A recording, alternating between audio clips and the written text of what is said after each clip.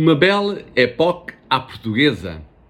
Nos finais do século XIX e princípios do século XX, a Europa viveu um período de paz, otimismo, expansão e progresso, de alguma prosperidade económica, de uma melhoria e inovações científicas e tecnológicas, uma modernidade imparável, melhorias ao nível da medicina e da higiene, de desenvolvimento dos meios de comunicação e transporte, de efervescência intelectual, cultural e artística, de profundas transformações que se traduziram em novas formas de viver, nomeadamente o nascimento de uma cultura urbana de divertimento. Esse período de viragem do século, sensivelmente entre 1890 e 1914, antes da eclosão da Primeira Grande Guerra, que durou de 1914 a 1918, ficou conhecido como Belle Époque. E em Portugal, como é que se viveu essa era de ouro? Em 1900, o número de portugueses andava pelos 5 milhões e meio, sensivelmente metade daquilo que é hoje.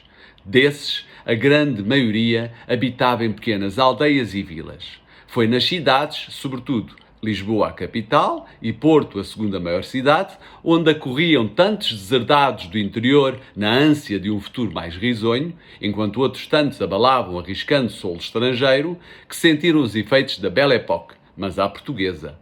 Lisboa, a capital de Portugal, vivia os últimos anos do romantismo, enquanto se transformava numa cidade moderna e civilizada, porém com os olhos sempre postos na cosmopolita, comercial e industrial Londres, na ordeira disciplinada e harmónica Berlim e, sobretudo, na civiladíssima, com toda ela caráter e elegância, Paris.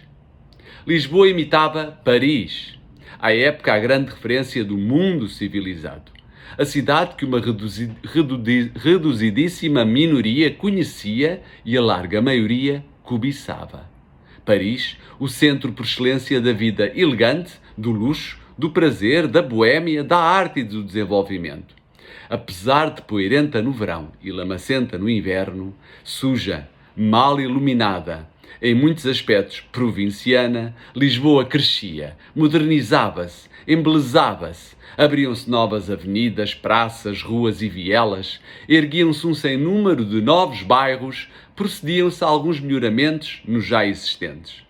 Chegava o gás em substituição do carvão, depois a eletricidade, o animatógrafo que viria a dar origem ao cinema, os primeiros telefones, o automóvel, a imagem imortalizada em fotografia tirada em estúdio ou à la minute, tudo com um significativo atraso em relação ao resto da Europa, tudo recebido com muita resistência e muita desconfiança por parte dos portugueses.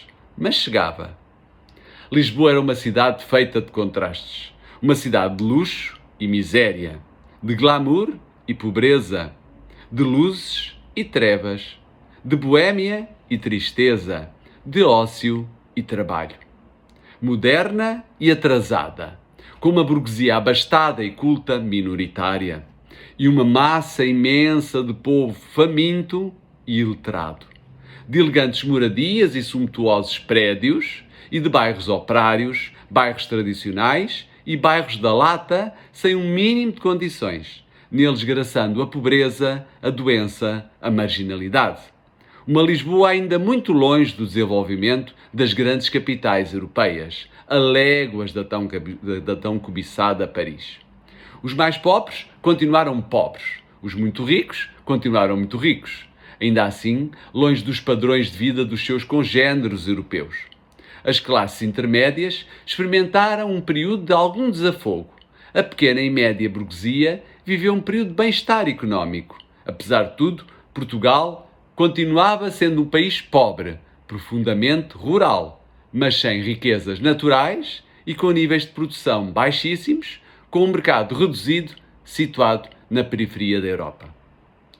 O ultimato, o regicídio e a implantação da República. A imprensa acusava a família real de viver à grande, gastando o que tinham e o que não tinham, recebendo adiantamentos ilegais por parte do Tesouro. As críticas dos gastos, dos luxos e excentricidades dos reis, Dom Carlos e Dona Amélia, avolumavam-se vindas de toda a parte, enquanto o país, à beira da bancarrota, vivia numa penúria vergonhosa.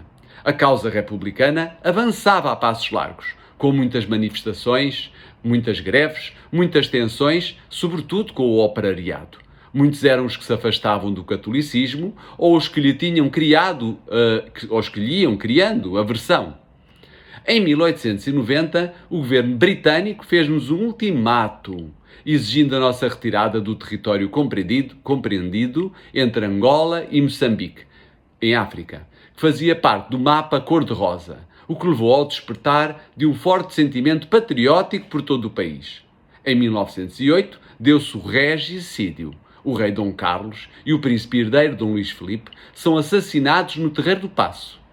Em 1910, caiu o regime monárquico, caiu de podre, e foi implantada a República, recebida quase sem oposição, com uma sequência lógica de um Estado há muito liberal. Do passeio público ao passeio pela avenida.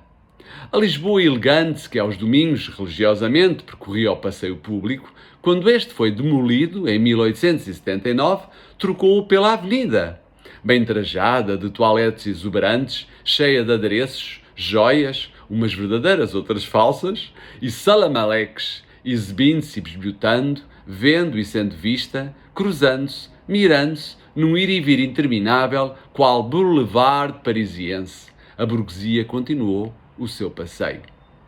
Chiado. A ladeira vaidosa. Portugal era Chiado, era Lisboa, e Lisboa era o Chiado, local de passagem obrigatório. Ir ao Chiado, a ladeira vaidosa, como lhe chamou Ramalho Ortigão, pavonear-se, ver os elegantes, passear-se entre os chiques, olhar as vitrinas das lojas, comer um sorvete no verão ou beber um chocolate quente de inverno, era chique, chique a valer, como dizia o Damaso Salcede do livro Os Maias, de Eça de Queiroz, editado em 1888. No Chiado havia um mundo, joalharias e perfumarias, alfaiates e modistas, cabeleireiros e floristas, livrarias, tabacarias, chapelarias e retrosarias, hotéis e teatros, clubes, sociedades e, claro, obviamente, os muitos cafés e botequins, ou os armazéns que ostentavam as muito procuradas novidades vindas da cidade das luzes, os figurinos da moda, os perfumes ou os produtos de beleza e higiene. Transportes mais antigos ou mais modernos, todos circulando no mesmo espaço. Tipóias, caleches, coupés, landaus, entre tantas outras carruagens com variadas designações, a rolarem velozmente para cá e para lá, burros e carroças transportando comerciantes vindos da zona Saloia, a zona envolvente à capital, para abastecer Lisboa de frutas e legumes, alguns poucos automóveis, em desafinada chinfrineira. Os famosos americanos, que circulavam sobre carris, mas eram puxados por animais, os elétricos rangendo e guinchando nas calhas, táxis, ônibus de tração animal, todos circulando no mesmo espaço. 1001 sons provenientes de toda a parte. O rodar dos trens, o cantar dos pregões dos vendedores ambulantes, um ardino a anunciar as novas do dia, uma mola de tesouras tocando a sua gaitinha de beiços, um grito de protesto contra o ultimato inglês, um Viva a República, cauteleiros de voz roufanha prometendo a sorte grande. Olha a sorte grande! O assobio de um namorado. 1001 sons provenientes de toda a parte inundavam a cidade. Tudo servia para os portugueses, pobres e ricos, se divertirem. Bandas e filarmónicas, procissões, feiras e romarias, batalhas de serpentinas, confetes, esguichos de água pelo carnaval, corridas de cavalos, piqueniques nos arrabaldes da cidade, pequenos passeios ao sol pelas ruas de Lisboa, uma ida a um jardim municipal ao fim de semana, talvez apanhando um comboio em direção a Sintra ou Cascais, ou indo num vapor até à outra banda. Barreira, Alcochete, Montijo, Costa da Caparica. Uma ida a banhos a uma das praias da Linha. O futebol começou por ser um jogo de elite e que depois se massificou e se tornou apreciado e praticado por todas as classes sociais. Bailes, touradas, tabernas onde imperavam o vinho, a sardinha e, claro está, o fado. Tudo servia para os portugueses, pobres e ricos, se divertirem. Gente toda à maneira e feitio. uma varina esbelta, de pernas nuas e de pé descalço, com uma canastra de peixe à cabeça, duas costureirinhas muito moças e muito alegres, um casalinho de namorados, um fidalgo, um ministro, uma atriz do Parque Mayer, que era considerada a nossa Broadway, um gatuno, um poeta com a sua granha romântica e a sua pera bífida, uma velha pedinte de chalho surrado pelos ombros, uma menina de vestido de chita, vendendo raminhos de violetas, uma cantora do São Carlos, da ópera, de chapéu engrinaldado de flores, muito apertada no seu espartilho, um saloio vendendo castanhas, a entoar o tradicional quentes e boas, um rapaz tuberculoso, magro, pálido e escanifrado, um militar, um jornalista de sobrecasaca justa e chapéu de coco, um velho funcionário público, um manga de alpaca, com os dedos escalejados da caneta, um republicano apoiado na bengala de jornal debaixo do braço, um monárquico de flor na lapela, fumando um colossal charuto, uma beata a caminho da Basílica dos Mártires, para rezar, uma criadita de vestido preto e aventalinho branco, com uma bilha de leite na mão, uma burguesinha très chique, de passo apressado para o chá das 5, com as amigas na confeitaria, que era frequentada pelas senhoras, os homens aqui iam aos cafés. Um bando de rapazes vadeando ao sol, sujos, ranhosos, descalços, estendendo a mão à caridade. Portugal, um país sempre pobre. Um galego, vindo da Galiza, de corda ao ombro, encostado a uma esquina, à espera de serviço. Uma negra com um caldeirão de mexilhão. Mexilhão! Gente toda à maneira e feitio, convivendo nas ruas de Lisboa. E viva Lisboa! Gratidão, fique bem e até à próxima.